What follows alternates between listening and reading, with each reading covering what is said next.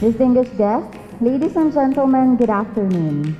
I wish to welcome all of you to the ceremonial signing of Memorandum of Agreement between Philippine Red Cross and the local government units of Metro Manila.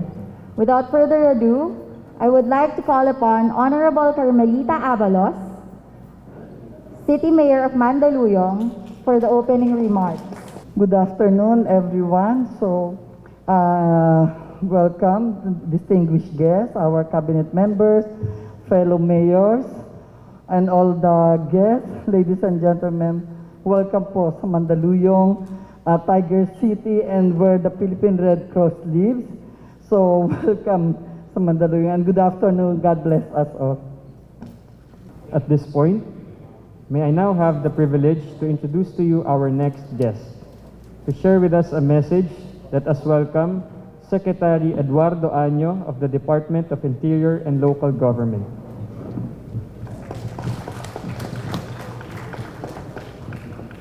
Thank you very much.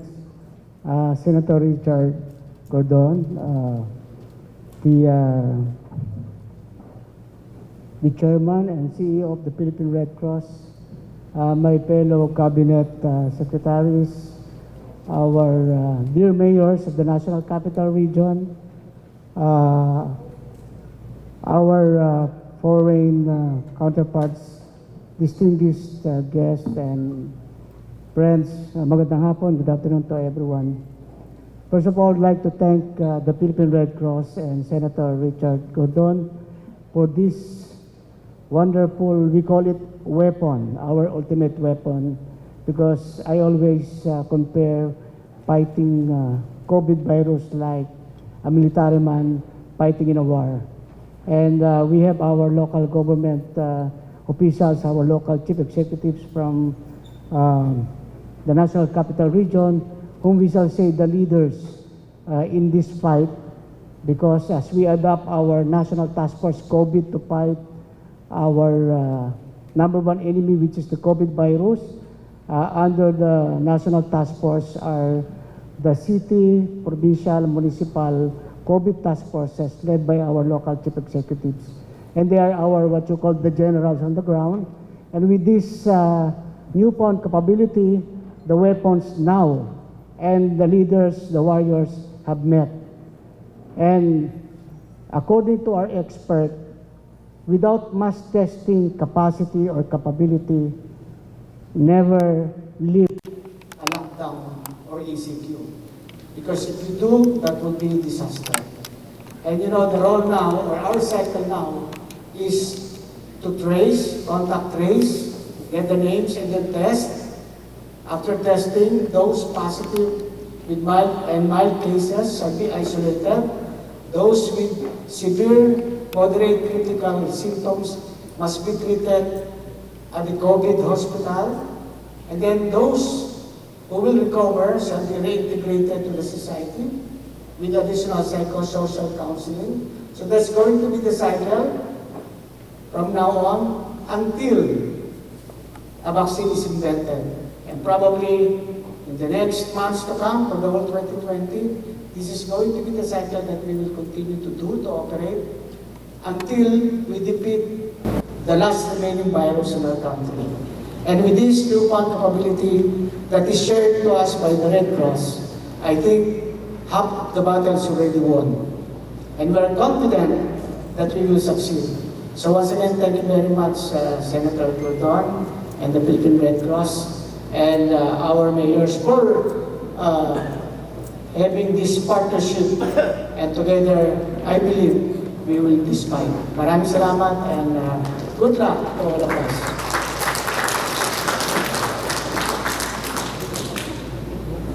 Thank you for your words, Secretary Año.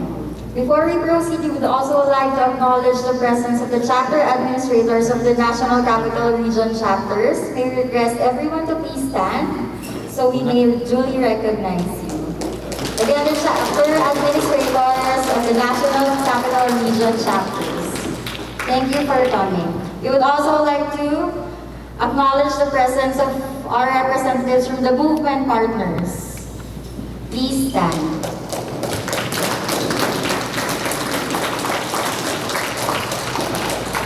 Thank you for gracing us with your presence. Now may I have the honor to invite Secretary Francisco Duque III of the Department of Health to deliver his address on the occasion.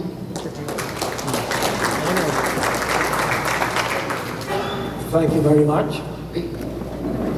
To the chairman of the Philippine Red Cross and the senator of the Republic, Chairman Richard Big Gordon, to my fellow members of the cabinet and the interagency task force, to the honorable local chief executives who are joining us in this auspicious event, the other guests, friends, ladies and gentlemen, in behalf of the Department of Health and the Interagency Task Force for Emerging Infectious Diseases, I convey my warmest congratulations to the Philippine Red Cross for the launching and the inauguration of one of the many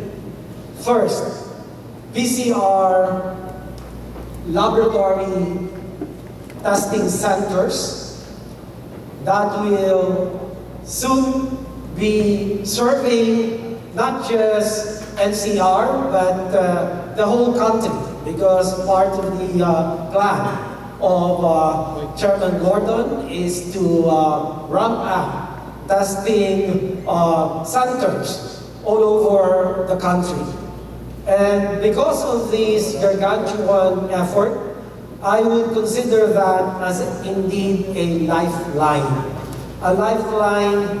to the government's almost desperate effort to really raise our testing capacity.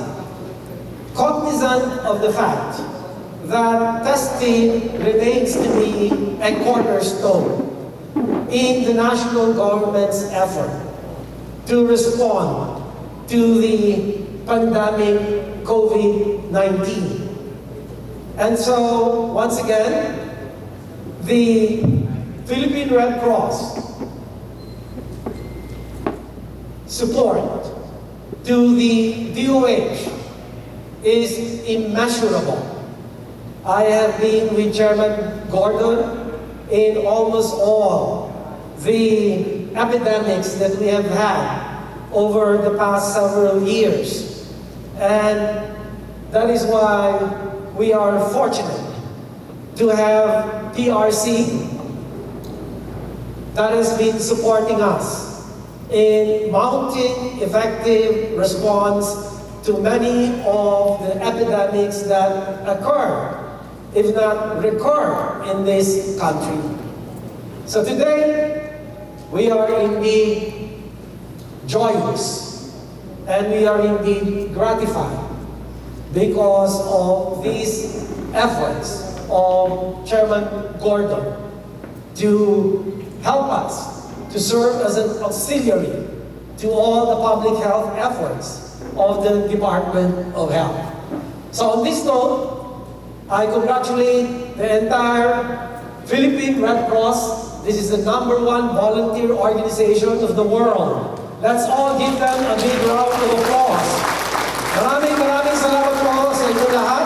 At kami po ay makakaasa na sa mga susunod pang mga hamon pagdating po sa kalusugan pampubliko, ay alam namin na ang inyo pong suporta ay patuloy at wala pong humpay. Again, congratulations po to the entire Philippine Red Cross. Magandang hapon po sa lahat.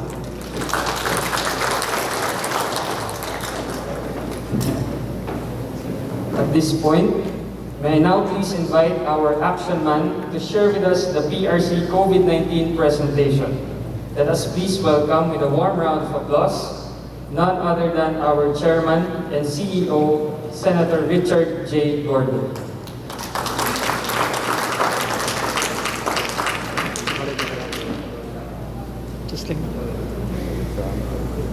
Sling tayo.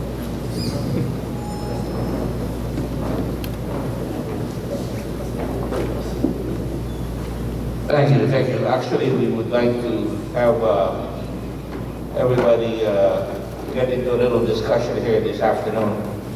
But first of all, let me welcome all of you here in this chamber so that we not only feel good that we have something, because this is for everybody. And it's important that we understand where we're going. Well, we do have a plan in the Red Cross, as you know, to make sure that we're able to know the enemy. We have to unmask the enemy. You all know that. Secretary Galvez is here. Secretary, these are all, this cannot win a war without knowing who the enemy is. And this enemy is very, very, magaling magtago. I will speak in Tagalog. Magaling magtago. And ino-occupy yung mga tao, pati hayop, ino-occupy. So, napakahalaga na tanggalin ang maskara nitong enemy na ito. Kaya, ang unang pakay ng most countries, and from day one, ang inisip namin dito sa Red Cross ay talagang mag-testing muna. You cannot see your enemy unless you discover who they are, and once you do that, you can isolate after tracing, of course, kung sino yung mga dinapuan niya. And then we can start healing, and we can start loosening up, or mapasok na tayo, makapagnegosyo tayo lalong madaling panahon. Kaya dapat talaga tumaya ang Red Cross dito ng katakot-takot, at yung nakita sana nyo, mamaya I hope you can see the 2 laboratories. Yung isa din natin makikita dahil it's ongoing, pero isa hindi pa kami nagsisimula. You can take a look at it. There will be another laboratory in the next 2 or 3 days that will open in Port Area, Manila. And they're all capable of taking theoretically 1,200 tests, but I'll be happy with 800 or 500 in the beginning. But as they become more proficient, dapat makakuha tayo ng 1,000 tests each day. I'm happy na pinadala kami ng RITM ng 1,000 samples. We were able to finish it right away. Medyo nahirapan pa yung mga medtechs, pero ganun talaga. Makotino ang pagte-testing. Hindi madali. So we have about, maybe about 80 medtechs right now that are prepositioned in all these laboratories na bubuksan natin. Of course, you know, I've always believed that hindi magsasucceed ang Pilipino kung hindi magsasama ang mga leader at ang tao. And that's why the leaders are here. Sila Mayor Cayetano, sila Mayor Menchi, Mayor Francis Zamora, and all the other mayors. They may not be here, but I know that I've spoken with them the other day in a television or a Zoom meeting. And we are all agreed na talagang magsasama-sama tayo. By the way, just to set the record straight, hindi po akong host. Ako lang ho, inimbita dito ni Vince Dizon. Pinagkapit lang sa akin yung kuhan. At sabi niya, kayo ang gagawa. Wala ho ako sinisigil sa inyo. Ang sinabi ko lang, meron akong makina. Kung sinong gustong sumama, sumama tayo. At gagawin ho natin lahat ang gagawin natin.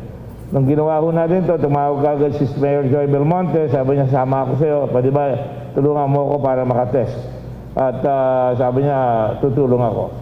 So sa madaling sabi po, today, this represents the first 3. We complete the first 3 this week.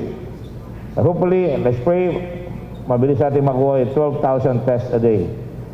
But again, I want to manage expectations. I'd be happy with 6,000 or 5,000 a day, and then go on, move forward as we go along. So, sa mga darating mong araw, hindi ko alam kung anong ginawa ng mga tao rito.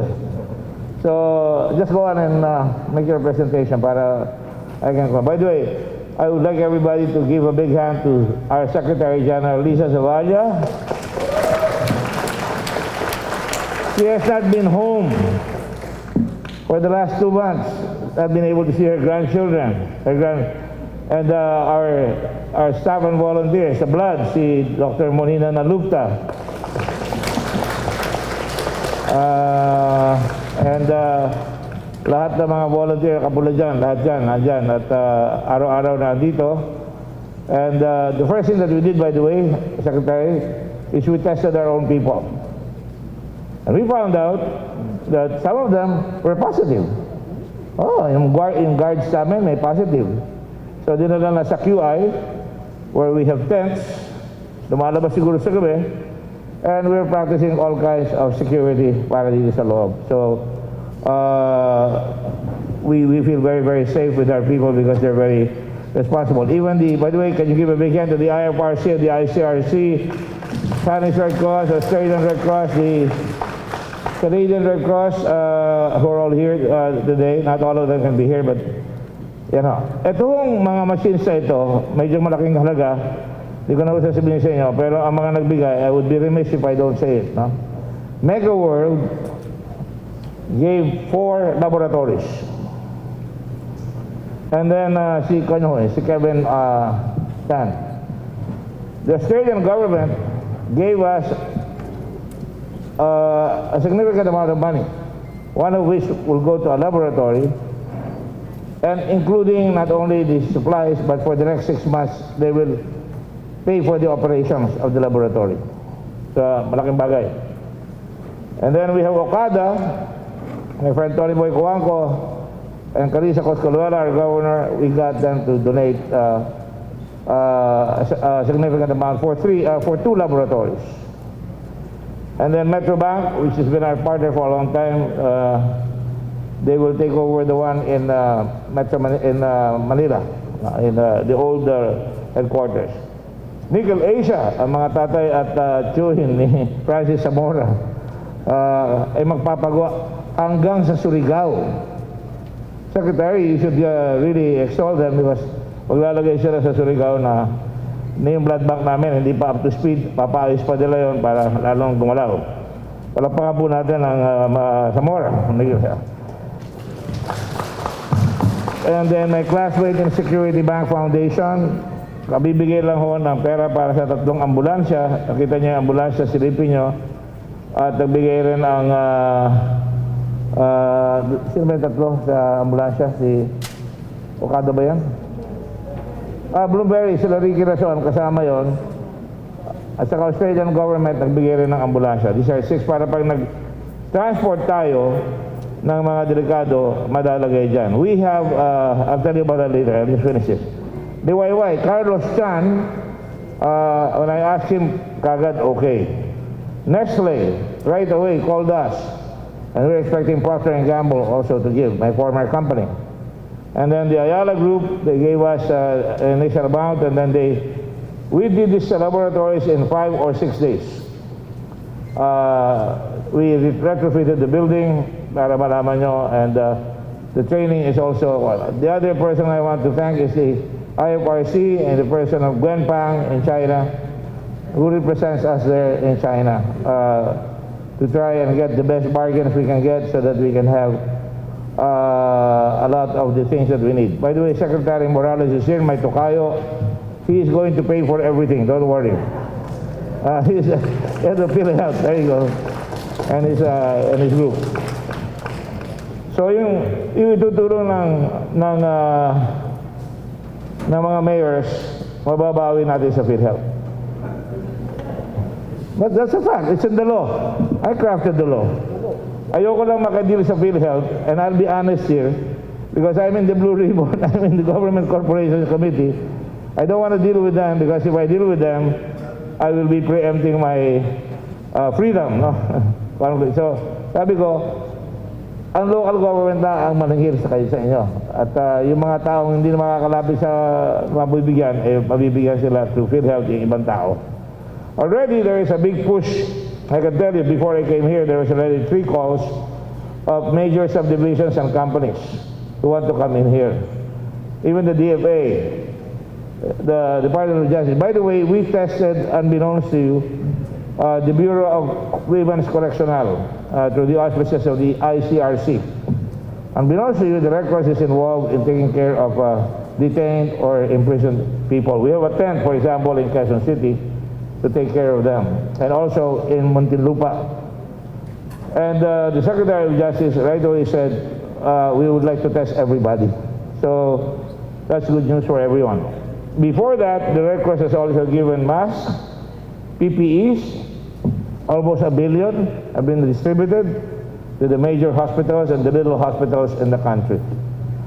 Even people leaving for Hong Kong and Macau in the early stages, we gave 5 for every departing OFW. And so today, we now started with to help trace. If you have time later on, you can go to the next building where we have our operations center, and also we have the operations for COVID. You can call and tell your constituents to call number 1158. That is also partner with DOH. Ang number nyo, Pinkoy, ano number nyo? 115 ba kayo? 1555. So kami, 1158. So they can call. And when you call, some people will say, can I have an appointment? Sabi ko, dumaan na kayo sa mayor nyo kung gusto, pero pag nagmamadali na sila, basta may downtime, may arrangement na kami, mabilis rin si Secretary Anyo, pinadala niya si General Guillermo Edazar. So we will send a special text message from Globe and the others para sa ganoon makakapasok sila just to have themselves tested sa mga barricades. That's a deal they will show the checkpoints. Thank you, Ed. So today with the testing with the 58, it's very important na makausap ang tao para masabi nila kung may sakit sila. Kung talagang grabe, we will use the ambulance. Kung talagang grabe na, we have been bringing ambulances here from Pangasinan, from Laguna, tuloy-tuloy yan. Hindi nyo nalalaman yan, but we've been doing that. And also, we want to protect our frontliners, so we want to protect the hospitals. Huwag natin bigyan ng hospital ng problema. Bago dumating doon, mga pasyente ay kailangan daanin nga namin doon sa 1158, and DOH also helps us by referring them to the right hospital. So today, ladies and gentlemen, it's a day that I think we can breathe a little sigh of relief, but only for a moment because the war goes on. Hindi mawawala ito kung di natin talagang tutukuran. The mayors are so important. Because the mayors, I was a mayor once upon a time for 11 years. And you are the frontliners. You are the ones that are really going to let, not just the barangay captains, but your block leaders to find out sino ang may sakit dyan. Sino ang hindi nabibigyan. And I don't mind telling you that yung 1158, tumatawag sa amin, hindi nabigyan ng pagkain, nire-refer namin sa mayor pag hindi nabigyan ng pagkain. O kundi, nabibigyan na kami. The other part of the Red Cross thrust is to put up tents. We already have tents. It's being used in NKTI for dialysis. We have tents in PGH. We have tents, 4 big tents in QI. I think the Secretary of Health has been able to see it. It's all air conditioned. And there are other tents in the provinces. Let me just say also that we're talking with the Canadians. We're about to come out because maraming tao na hindi nakakapunta sa mga hospital, nire-reject. We're maybe opening up any day now a field hospital just for non-COVID. So kung hindi makapasok yung tao sa hospital, meron tayong kahit paano ilang beds na malaki na enough to be able to get them to go to that hospital. But of course, ang talagang bida rito ang Department of Health. Under pressure, palagi, lahat tayo, social services, social welfare, lahat tayo, alam nyo naman, maraming very impatient. Kala nila madali, local government is at the forefront. The administration has been doing a fair job. When you look at it, ang America, the most powerful country in the world, nagkakandara pa sila. Italy, nagkakandara pa sila. Spain, nagkakandara pa sila. When you look at the numbers, mas mababa pa, even when you compare us to Singapore, on a percentile basis, it's called comfort. It's not very comfortable to say that, but nonetheless, God's still smiling on us, and hopefully with all these machines being put up by the Department of Health and the Red Cross, we hope that we can start bringing down and having the disease plateau. So yun lang mo gusto ko sabihin sa inyo ngayon ay, again, sorry ho, senador ako, mahaba ako magsalita, pero dapat ipaliwanag ko Dapat ipaliwanag ko, baka hindi nyo maintindihan. Kami kasalanan ito talaga si Vince Dizon, siya nag-organize ito. At tuloy-tuloy na sana kami, sabi niya, we want everybody together, and he's right. I'm sure he did not act by himself. He wants all of us to work together, and we're happy to work together with everyone. The Red Cross has always worked with the government as an auxiliary, although we're independent, we don't get a budget from the government. Ang hirap ang maningil. So ang unang ginawa ko dyan, for the mayor's sake, I put it in the law that the Red Cross is going to be reimbursed for all the things that we do. It's in the law. And at the same time, PhilHealth will be helpful there and other agencies. So in the future, I hope to work also with DSWD so that when we start going house to house to find out sino hindi nabibigyan, hindi nakakain, sino kailangan ng trabaho, we can help you. So the chapters are here. We have about 102 chapters all over the country, and they go to the different areas. We have over 2 million volunteers. This is practice for us, pero hindi naman natin papalabasin yun dahil kailangan naka-PPE siya pagka they might encounter somebody who may be sick. So let me just thank all of you. You don't know how many volunteers are helping me here in the Red Cross. We have worked day and night. We got the plane across. That's a real wrestling problem, to wrestle with governments to try and get into their airports, allow us to get into their airports, get the equipment. Binayaran mo na sila. Ang hirap ang pumasok ng aeroplano at magpalabas. So on Thursday, hopefully, I already talked with Pal. Hinihintay ko lang yung yes na, pero na Secretary Lorenzano was fortunate enough. I've been calling him. He called up. Sabi niya, baka makuha natin yung C-130. Malaking tipid yun kung magagawa. So, kanina sabi niya, gusto niya para sa Viluna, dadagdagan na naman natin ang makina yon para sa ganun makapunta sa Viluna. So, yan ho yung paglo-load sa Kamsha. Ayan yung mga equipment, napakalaki. At this one is even heavier. I think we'll be having about 8 tons of equipment on this flight on Thursday. So, let's all pray, let's all work together. Let's pray for our mayors because they will be at the forefront. Sila ang talagang mga makakasolve ng problema sa tulong natin lahat. Because they know their constituencies and they should be given all the support that we can get because that's what they are. They are the real soldiers at the front. They are the, kumbaga, giyera, they are the generals on the field or the company commanders. So in lang ho, I again thank you for the privilege of being here with you. And Vince, ano ba susunod dito? Secretary Sara, of course. Siyempre, niloko na naman ako ni Del.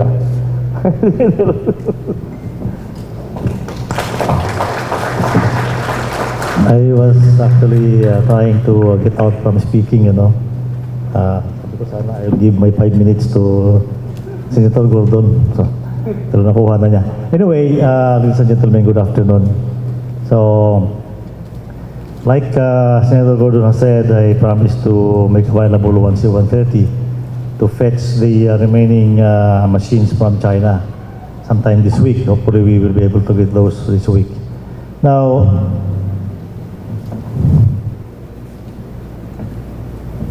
everyone is afraid of the COVID, but to my mind, I think COVID is also bringing us some advantage or benefits. I think the COVID virus is revolutionizing our health management system. So these are the positive developments. Now, there are two developments recently that I think is going towards modernizing our health system. The first is the National Task Force rolled out the Stay Safe apps, smartphone apps that people can register. They can withhold their names, they just put alias there. And then every time there is symptoms there, a list of symptoms, and every time they have one, they have to take it out and text. And the headquarters of the Stay Safe can pinpoint where they are because it's a GPS also. And I think this will be very useful to the towns to manage the health systems of their people. The other one this morning was the briefing I got from the HQ in the RMC about telemedicine. And this is also, if you tie this up with this Stay Safe, I think you will have a very good management of our systems. Lastly, I'd like to thank Senator Dick Gordon for helping us here on his own initiative to procure and produce these machines. Because as Secretary Anyo said a while ago, I think the mass testing of this virus is a game changer. If we look at the countries that have successfully overcome this in the past 2 months, they have mass testing. Again, Dick, thank you very much.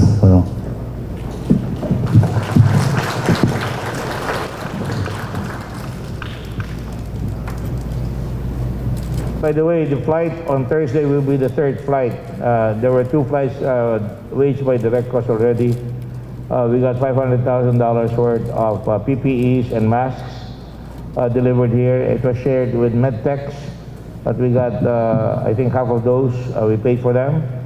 And at the same time, this one is, the last flight was last week with PAL. And now this one, hopefully, will be another successful flight. By the way, it may not be the last because we may be adding more, as you know, kung very effective yan, we will try to get more for everyone.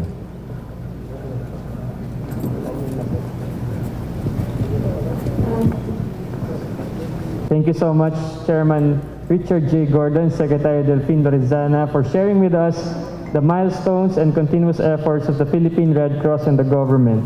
Surely those achievements and words of encouragement will continue to inspire hundreds of thousands of volunteers all over the country in our fight against COVID-19.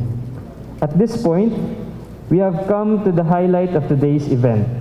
We shall now proceed with the ceremonial signing of agreement. To take part in our symbolic indication of collaboration are our esteemed local government unit leaders, PRC Madam Secretary General Elizabeth Zavalla, and our Chairman and CEO, Senator Richard J. Gordon. For the official signing, may we request Honorable Menchi Abalos to come in front, as well as our city mayors from the different local government units of Metro Manila.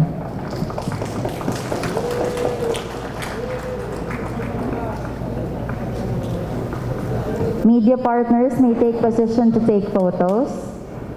And we would like to remind everyone to observe social distancing.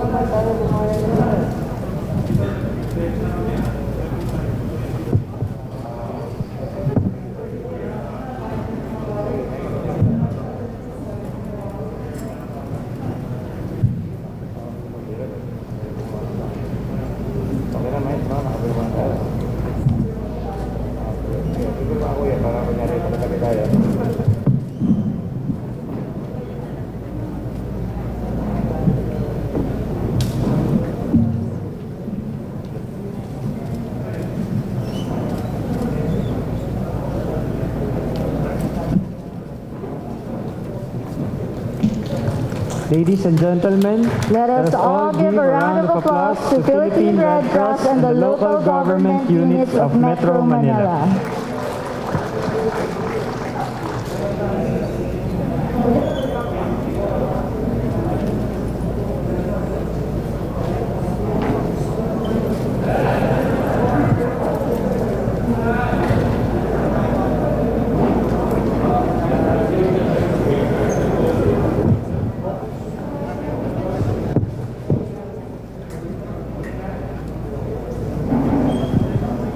May I please request everyone to please be seated, so may we proceed with the rest of our program.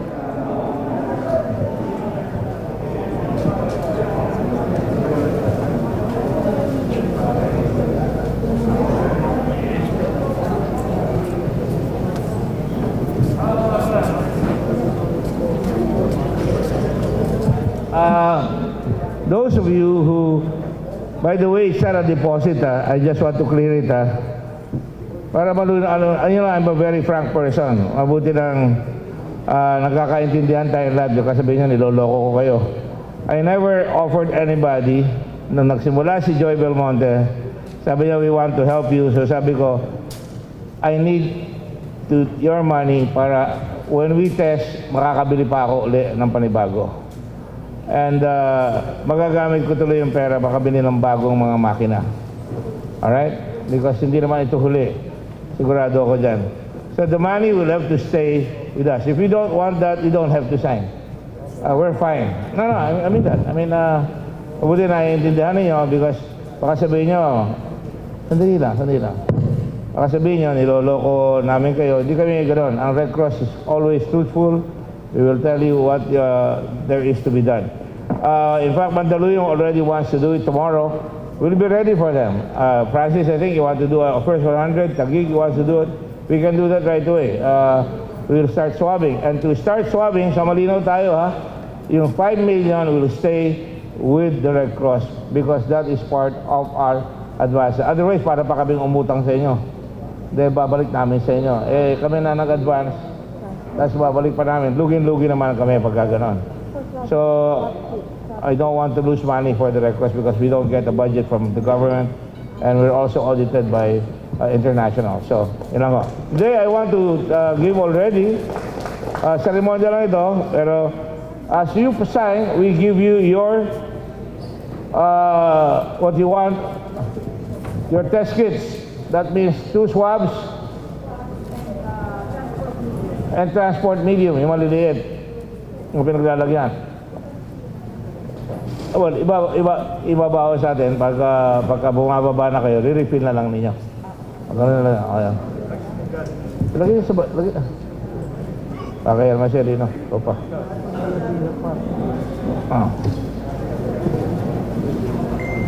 Type yan. This is a transport medium.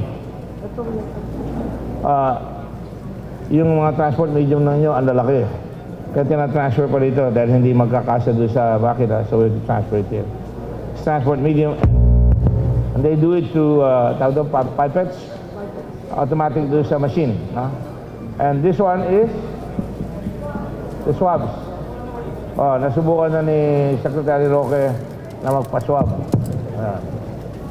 And I think we already have the test results in this part, no? I think he has ASMC. Nakabasa siya. Advanced state of mental. Biro lang. Anyway, so yeah.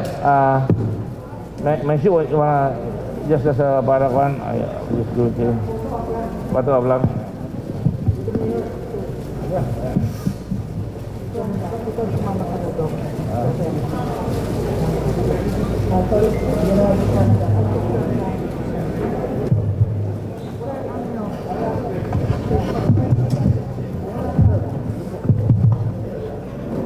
ba?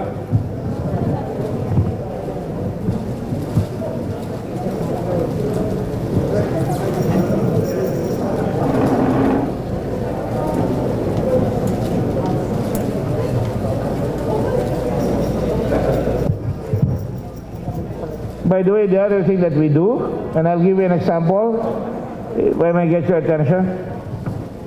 When somebody who is well off wants to test and we are free, we will allow him, and most of the time we say, sponsor one. So a poor person can be sponsored by a wealthy person. I want to specify that one guy who was my protege in Subic, who is now working in a very big company, sabi niya, can you test our people? We need 50. Sabi ko, we would have to go there, we'd have to charge you for our people going there. You know, it's all totally business. And he agreed, all right? And then when he agreed, sabi niya, we want to sponsor not just one, but 10. So 1 plus 10 ang in-sponsoran. And that will be published. 1 plus 10. And then nagbigay pa siya ng 1 million. Personal. And then we just said another group, kaya nire-relieve ko lang yung problema ni Dick. So Dick, tumutulong ako sa iyo. So, if all those people who want to be tested want to come here, we will accommodate, but they must, like the blood, I have a blood Samaritan program. Pagka hindi maka-afford yung tao, may pondo kami, yun ang magbabayad doon sa dugo para hindi nalulugi ang Red Cross.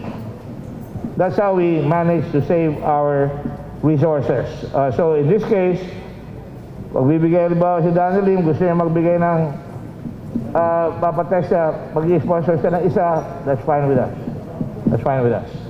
We will not complain. Okay? Thank you all, Mayor. Thank you very much to all of you. Thank you all. Thank you.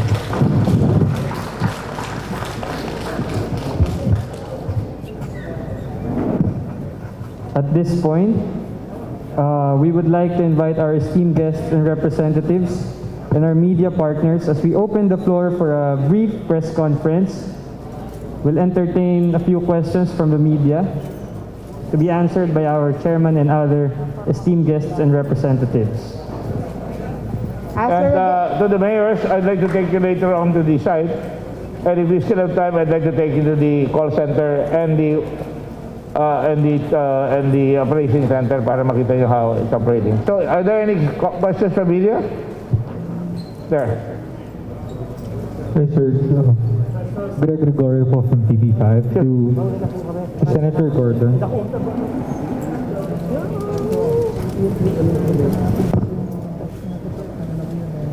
Before we proceed to the press conference and media interview, may we request everyone to please direct their attention to the screen in front for a brief video presentation. Thank you. Join us, Rica Francis. Mayor Francis. Charlie, dito ka, Charlie. Secretary. No music, please. Sandali. Sino ba yan?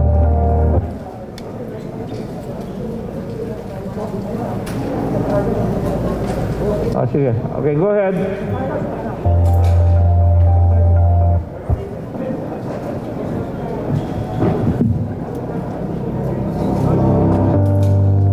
Please proceed. Who's going to ask? Go ahead.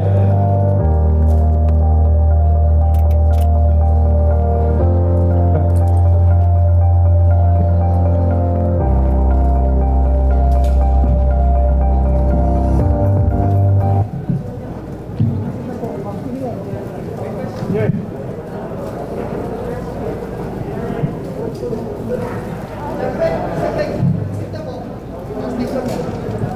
To Senator Gordon po, may we ask more details about the memorandum of agreement?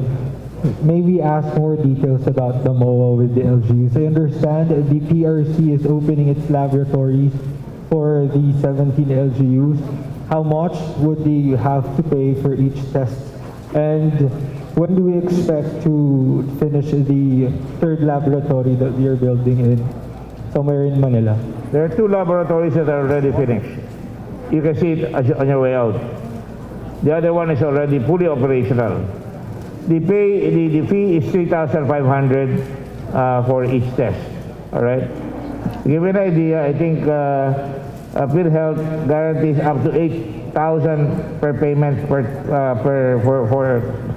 test. No, kami 3,500 para ayoko makabigat sa gobyerno. But we do have to get back our operations, and we want to expand our help to other areas. So it's not just for the machines here, but for other areas. So please understand that. And we will open perhaps another. In the end, we'll probably have, you have the equivalent in Manila right now of about 6 laboratories. And then we will have them in other areas after here. We'll go to Subic, we'll go to Clark. We're doing that very fast. Los Baños is being constructed right now in UP. And then we have Batangas. We will have 2 there. Senator Recto promised to donate 1 laboratory. We'll have 1 in Batangas and 1 in Lipa. And then we will have also in Cebu. We will have in Negros, Island of Negros, Panay. And then we'll go to Cagayan de Oro, Zamboanga, Jensan, and Surigao, and maybe Davao. Sir, another question lang po. With our current testing capacity, ilan po gaano katagal po yung turnaround ng result? The test is fairly simple. One test really takes about 3 hours to complete, no? You get the results. Pero kung marami, siyempre, there is a waiting period. But I don't think it will go beyond 48 hours. You'll know right away. Thank you, sir. Sorry, may gusto kang sabihin si Mayor Lino about the cost, no? Chairman, Senator, I was just telling Secretary Vince that we've signed a MOA with a private hospital.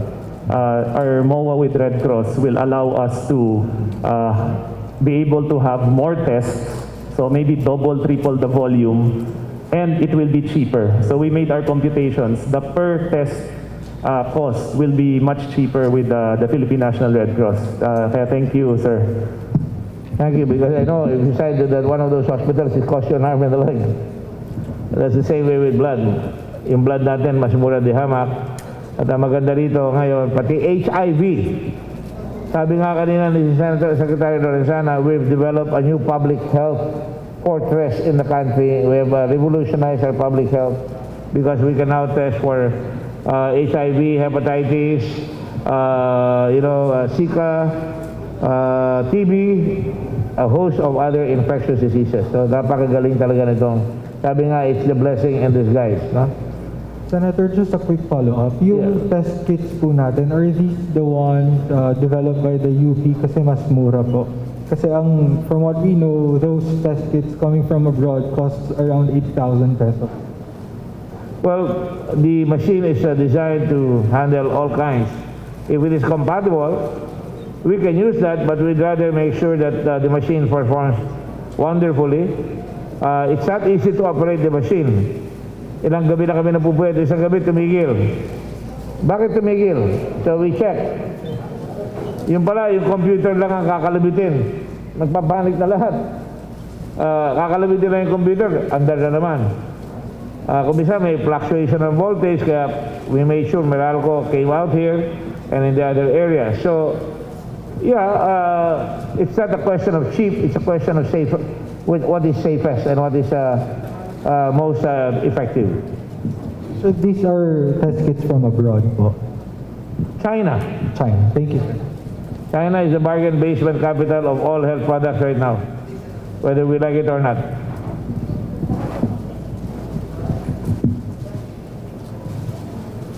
Senator, good afternoon. I'm David Santos from CNN Philippines. Senator, can you siguro elaborate lang po how itong effort ng Red Cross to conduct its own mass testing how is it going to complement? Kasi may kanya-kanyang testings din ginagawa ang mga iba-ibang LGUs. And siguro, the goal here eventually is to be able to get a bigger picture on the extent ng infection ng virus. So how is this going to help in efforts ng mga local government units?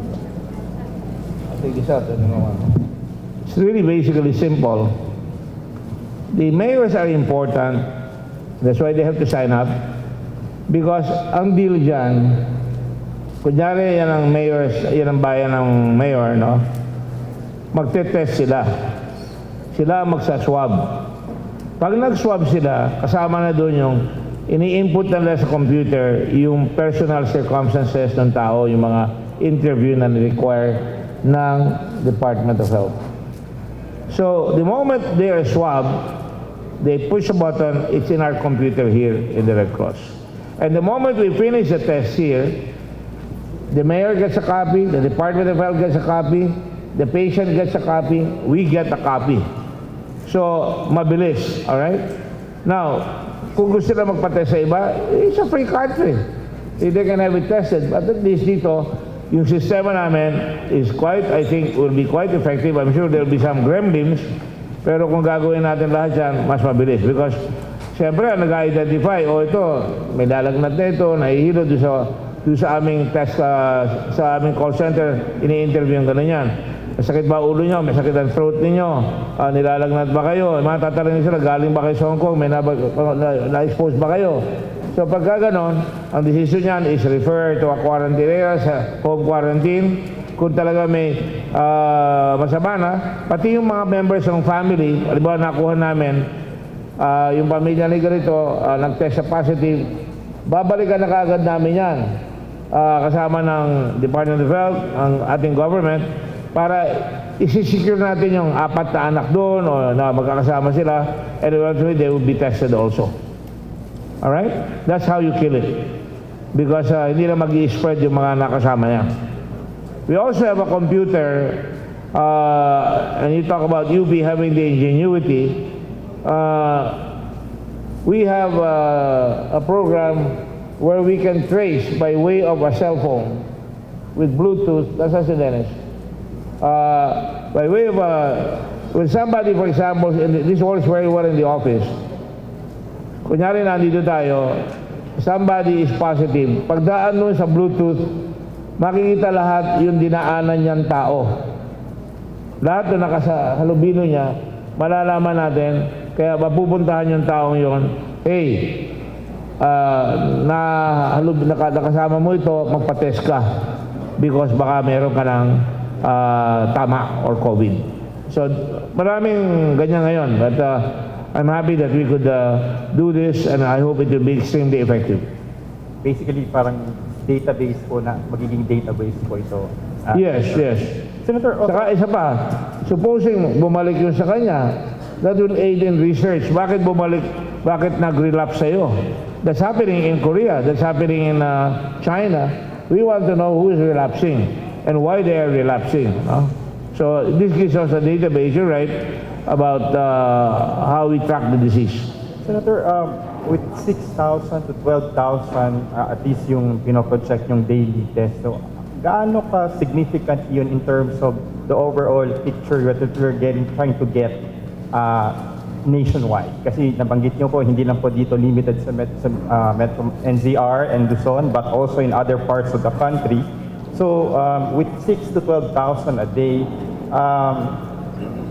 how much of that are we trying to capture in terms of the bigger picture na gusto natin makita? I don't have the details. Department of Health should have that. I have asked that before. I think I have some data here, but in fairness to them, they're trying their best to try and track it down. Ako, ang ginawa ko, 1% of 104 million people. Huliin natin yung 1% na yun. Kung meron pa, huliin natin yung next percent. Rather than talk about it, let's target 1%. At least may target na tayo. And then if we need to get to a higher plane, then we can do it again. That's how I do it. I don't stand and wait and fret. I don't sit in a corner and cry. Let's do something about it. At least meron na tayong 1% and let's do it. Metro Manila is the epicenter. So you notice all the machines we started here. No hesitation on the Red Cross part. We just said we need it because it's exploding in Metro Manila. We have all kinds of people here. The airports are here, so we will focus here. If we have to put up 2 more machines in Metro Manila, we will do that just to quell it, and I'm prepared to do that.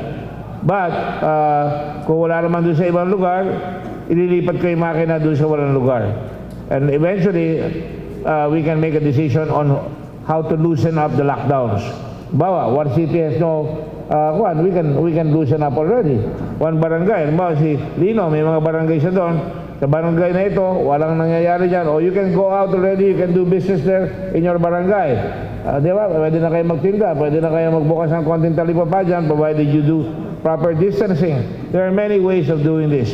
So that we can do it also in such a way where we don't hurt ourselves. Because if we just open the lockdown, I'm against lifting the lockdown per se. Because we've already done it. Let's do it right the first time. Okay? But you can open, like I said, fine-tune, give a reward system, malinis yung barangay, malinis ang tagig, walang problema, go ahead, open tayo. Huwag lang kayo lilipat sa kabila. Meron pa rin mga checkpoint pag lilipat sila sa kabila.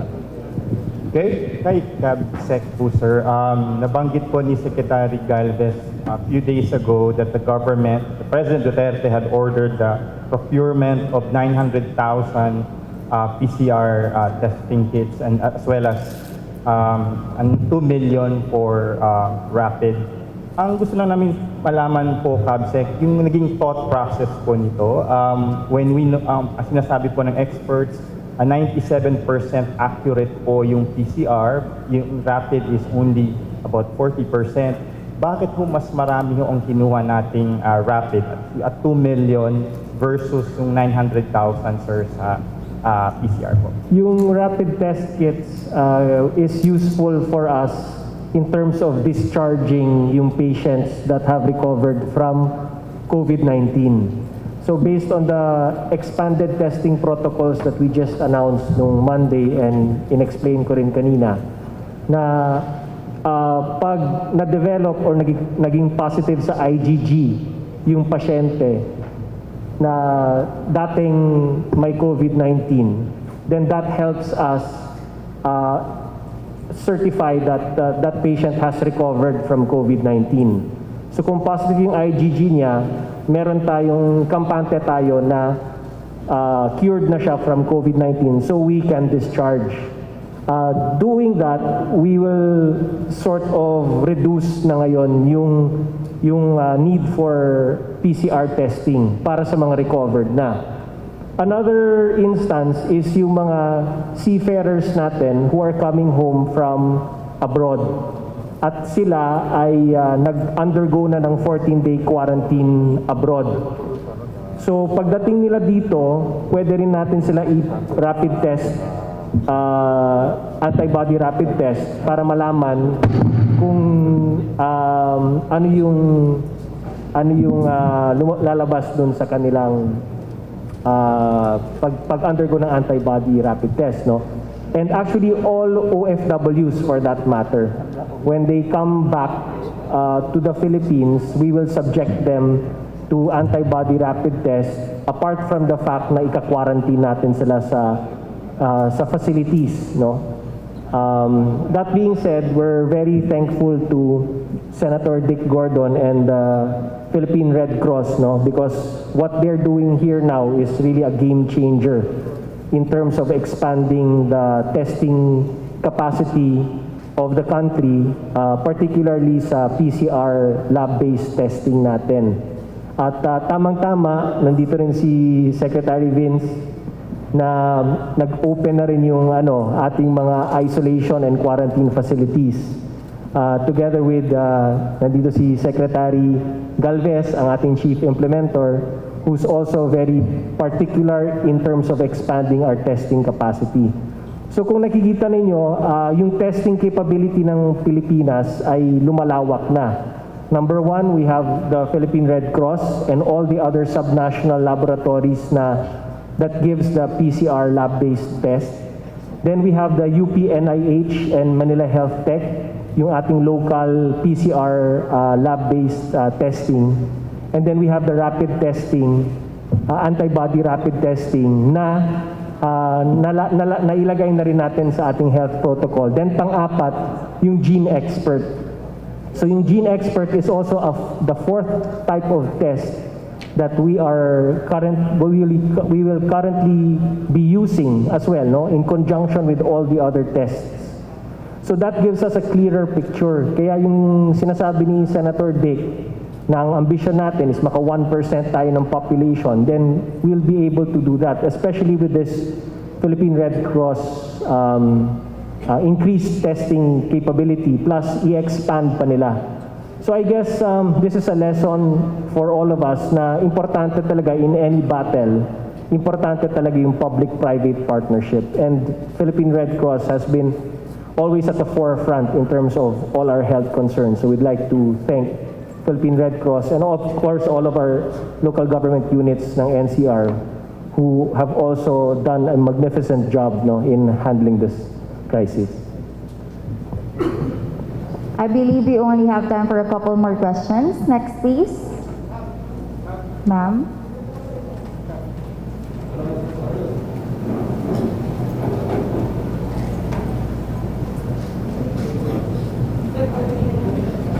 Good afternoon. For Mayor Abalos po, ma'am, kumusta na po yung Mandaluyong Medical Center? Tapos, if I heard it right po, bukas sisimula na po ang PCR test sa Mandaluyong. Ilan po yung tinitignan natin na itetest at sino-sino po yung mga uunahin? Yes, ma'am. Good afternoon. Una-una yung sa medical center, Mandaluyong Medical Center, yes, pasasara muna. Hindi namin isasara, but ililimit na namin yung pagtanggap ng patient. Siguro parang yung mga emergency na lang talagang as in emergency kasi 60 of our nurses and doctors, pati mga rad tech, pati utility, meron na sila, positive na sila. So, medyo napipilayan kami ng mga staff. That's why magbabawas kami ng pasyente muna sa aming MCMC. Kasi kung patuloy namin silang tatanggapin and then kulang naman yung staff, baka hindi lang namin mabigay yung proper medical assistance sa kanila. No? So, and then yung tomorrow na mag-i-start na kami, yes, na mass testing, dito namin yan ilalagay sa aming mga, kung nasaan yung aming mga PUIs and PUMs. So sila na muna ipapriority namin para sa ganon, ma-eliminate na talaga namin yung magpa-positive doon. Siguro kung ilan yung ibibigay na sa amin ni Senator, yun yung gagamitin namin tomorrow lahat. Thank you, ma'am. Thank you. One more. Last. Kanina si ma'am. Sir, yes. Ma'am.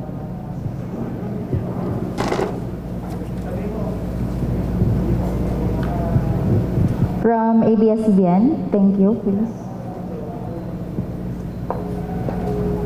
Senator Gordon, good afternoon. Hi.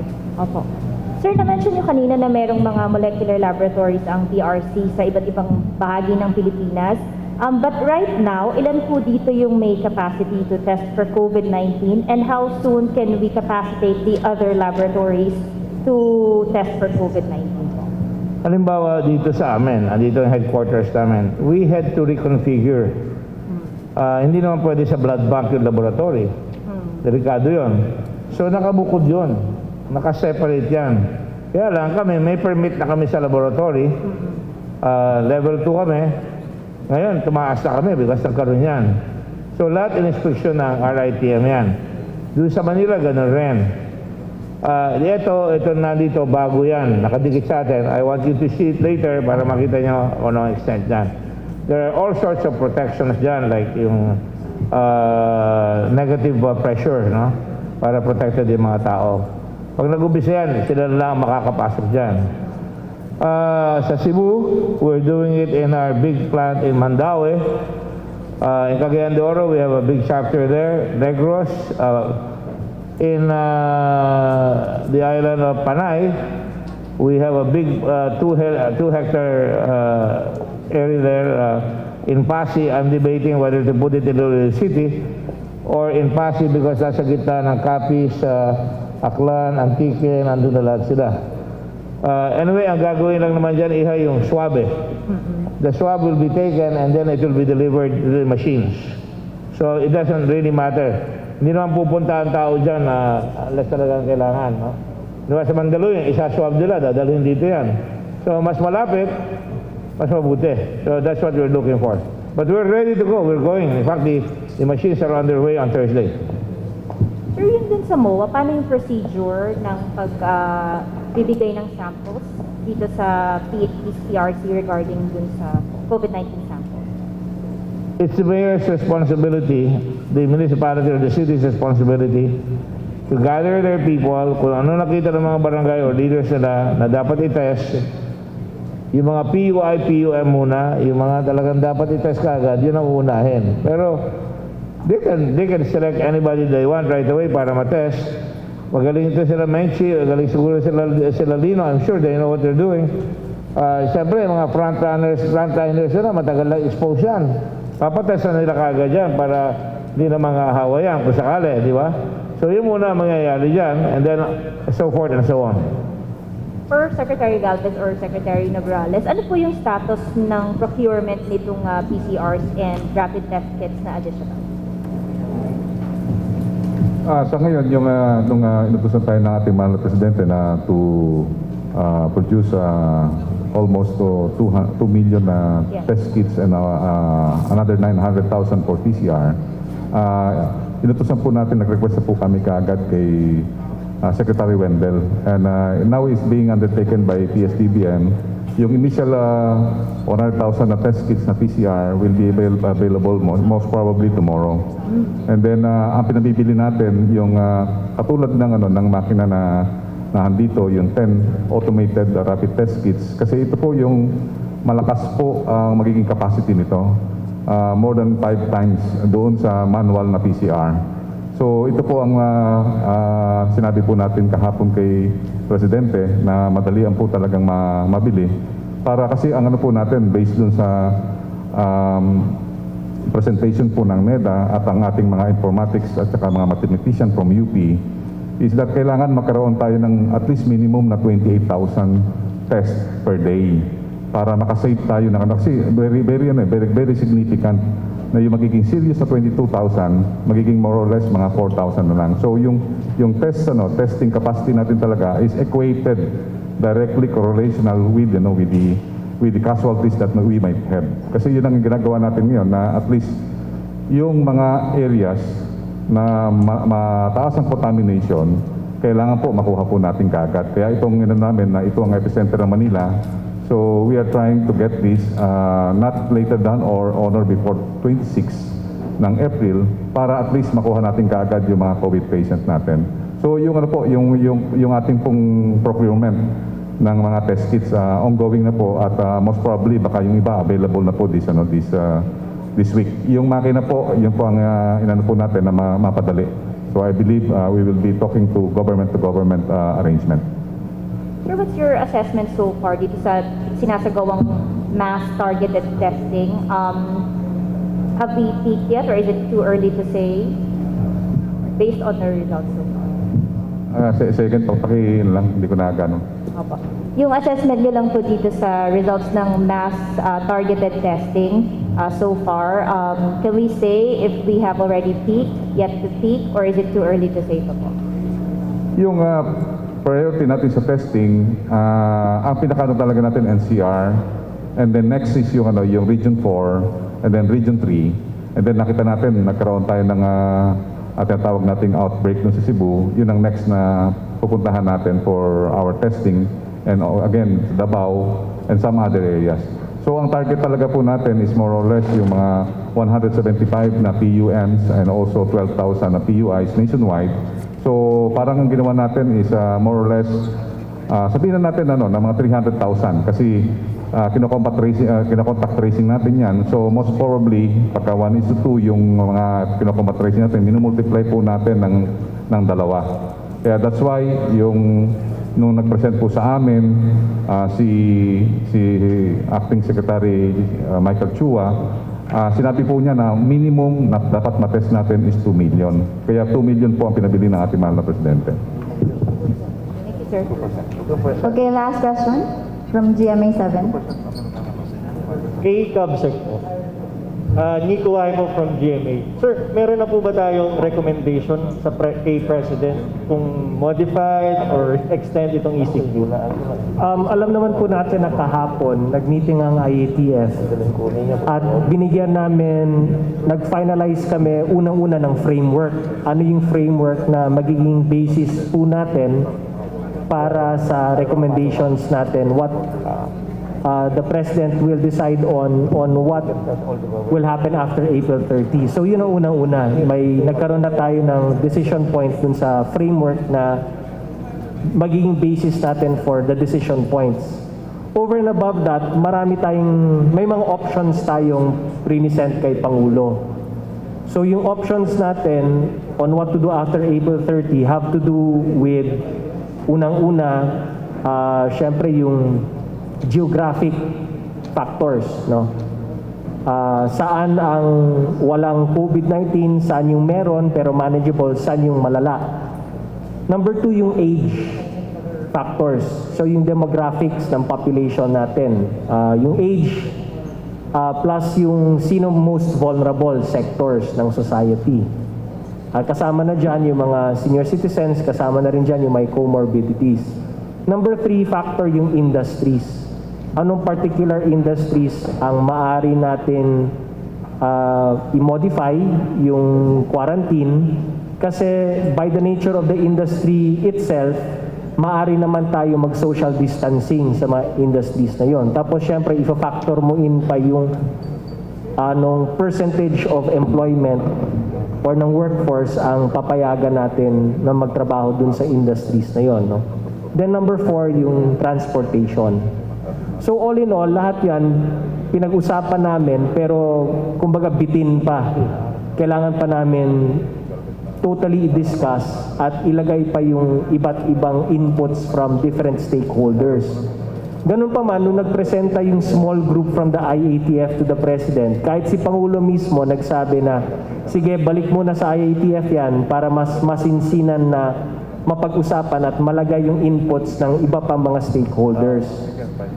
So bukas po, may IATF meeting na naman po kami at aasahan namin na ipepresent ng Technical Working Group on Anticipatory and Forward Planning yung mga surveys na ginawa nila.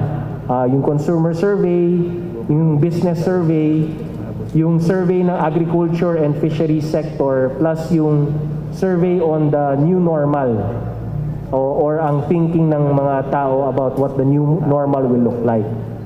Plus yung iba-ibang inputs pa from the other stakeholders. So tomorrow, using that framework, the same framework, pag-uusapan pa namin at lalagyan pa namin ng iba't ibang inputs. Then hopefully, we'll be able to come back to the President with something more concrete in terms of magiging effect nung different options na ipepresent namin sa kanya. But the timing is also good because now we can already factor in yung increased capacity ng testing ng Philippine Red Cross plus matutulungan tayo ng Philippine Red Cross doon sa pag-test ng lahat ng PUIs and PUMs ng Metro Manila. So with that, it will somehow change also. It will somehow affect yung magiging decision din natin na ipepresenta kay Pangulo. Because ultimately, si Pangulong Duterte naman ang magde-decision. Kami lang yung mag-guide. Bibigyan lang namin siya ng guidance at bibigyan lang namin siya ng mga options. Plus, ibibigay namin ano ang magiging repercussions or effects ng bawat option na pagpipilian niya. Thank you po. I believe we have come to close the press conference and media interview segment of our program. Thank you to our distinguished guests and partners for that productive exchange. Now, before we finally close our program, may we request everyone's attention to be directed at the screen in front for a short audio-visual presentation of the Philippine Red Cross Molecular Laboratory.